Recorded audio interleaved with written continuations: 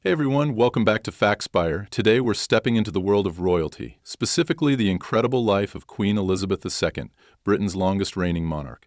This isn't just a history lesson about crowns and castles, it's a deep dive into mind-blowing facts that span science, technology, nature, space, psychology, and more.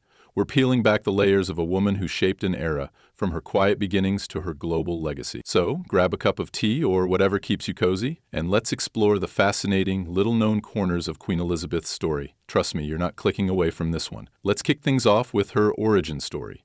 Elizabeth Alexandra Mary Windsor was born on April 21, 1926, in a modest London townhouse at 17 Bruton Street.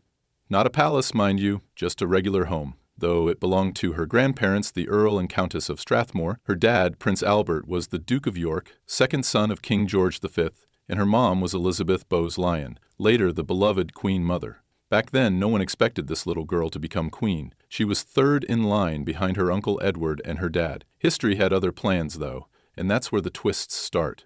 Fast forward to 1936. Elizabeth is 10 and her uncle, King Edward VIII, drops a bombshell. He abdicates to marry Wallis Simpson, an American divorcee.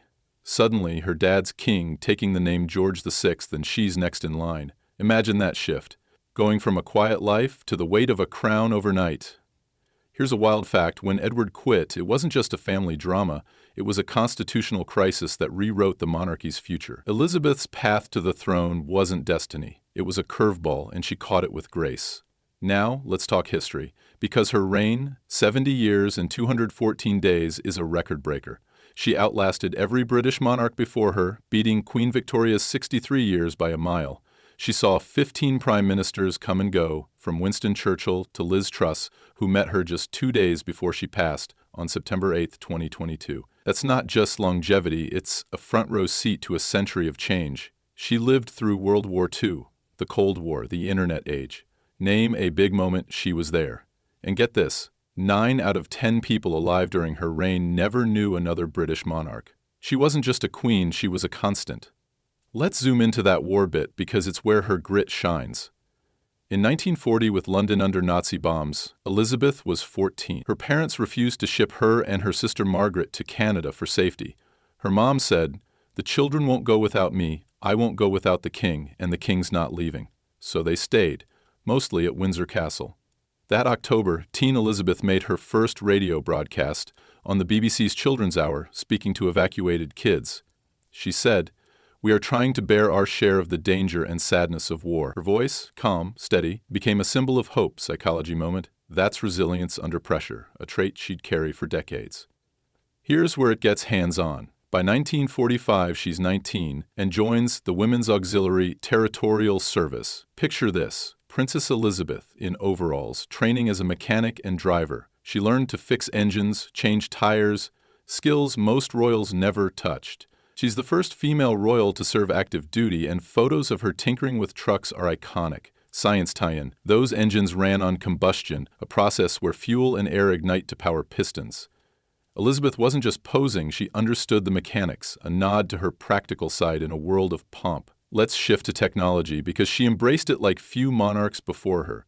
Her coronation on June 2, 1953 was a game-changer, the first major royal event broadcast live on TV. 27 million Brits watched, plus millions more worldwide. Before that, coronations were private, elite affairs. She opened the palace doors, well, figuratively, and let the public in. Fast forward to 1976, and she's sending her first email from a British Army base years before most people even knew what the internet was. Then, in 2014, she tweets from the Science Museum, signing off as Elizabeth R. This wasn't a stuffy queen, she was plugged in, bridging old traditions with new frontiers. Speaking of frontiers, let's touch space. Elizabeth's reign overlapped with humanity's leap into the cosmos.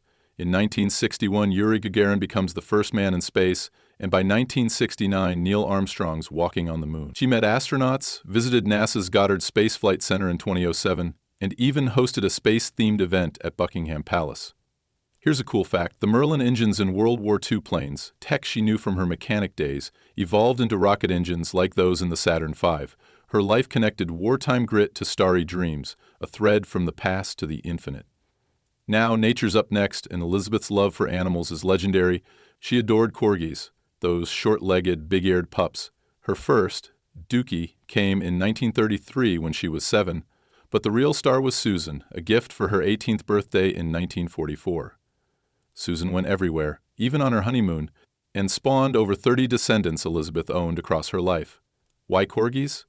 They're herding dogs, bred to nip at cattle heels, and their tenacity matched her own. Nature fact, corgis have a double coat thick underfur and a weatherproof top layer, perfect for the damp British countryside she loved. Her bond with them wasn't just cute, it was a window into her softer side. Let's pivot to psychology because her personality fascinated people. Winston Churchill once said of 2-year-old Elizabeth, "She has an air of authority and reflectiveness astonishing in an infant." That poise stuck. She was private, rarely spilled personal tea, but radiated duty. In 1992, her annus horribilis, everything hit at once. 3 of her kids' marriages crumbled, and Windsor Castle caught fire. She called it a horrible year in a rare candid speech, but didn't crack. Studies show this is classic stoicism, facing chaos with calm resolve. Her silence after Princess Diana's death in 1997 got flack, but she was shielding her grandsons William and Harry at Balmoral. Duty over drama. That was her. Back to history. Her wedding to Prince Philip in 1947 was a post-war fairy tale with a twist. Britain was rationing food, so Elizabeth bought her dress fabric with ration coupons. Women sent her theirs, but she returned them, illegal to share. Philip, a Greek prince exiled as a kid, was a controversial pick. Penniless, with German ties via his sisters. But they'd met in 1939 at Dartmouth Naval College, and she fell hard at 13. He proposed in 1946, and their 69-year marriage became the monarchy's backbone. Fun fact, he ditched his foreign titles, took Mountbatten as his surname, and she later made him a UK prince in 1957. Love won out. Let's hit science again. Her health was a marvel. She lived to 96, outlasting most of her ancestors. Her mom hit 102, so genes played a role. But so did lifestyle. She walked daily, rode horses into her 90s. Activity keeps the heart pumping, blood flowing. Nature tie-in, horses, like her beloved thoroughbreds, are built for stamina, their muscles packed with slow-twitch fibers for endurance. Elizabeth mirrored that, steady, strong, unyielding. Even in 2021, after Philip's death, she kept up duties, Zooming with folks during lockdown. Resilience wasn't just mental, it was physical. Technology pops up again with her wealth. Hard to pin down, but wild to explore. Forbes pegged the royal holdings at $28 billion in 2022, though much of it, like the Crown Estate, funds the government, not her purse. She didn't need a passport or driver's license issued in her name, so why bother? Her personal ATM at Buckingham Palace, installed by Coutts Bank, was a quirky perk. Space connection, the Crown owns the UK seabed out to 12 nautical miles. Prime real estate if we ever colonize the oceans or beyond. Her riches weren't just cash, they were power, woven into Britain's fabric. Let's talk nature and her green streak. In 2018, she teamed with David Attenborough for a documentary on her forests, pushing to cut plastic on royal estates. The Queen's Green Canopy, launched for her Platinum Jubilee in 2022, planted trees across the Commonwealth. Science bit: trees suck up carbon dioxide, about 48 pounds a year each, fighting climate change. She wasn't just a figurehead, she cared about the planet, a legacy tying her to the earth as much as the throne. History calls again with her Commonwealth role. She ruled 14 nations at her death, Canada, Australia, others, down from dozens as colonies broke free post-1945. Critics say she didn't do enough to reckon with colonialism's scars, but she visited over 116 countries, logging 1 million miles. Psychology twist: her charm kept the Commonwealth loose but loyal.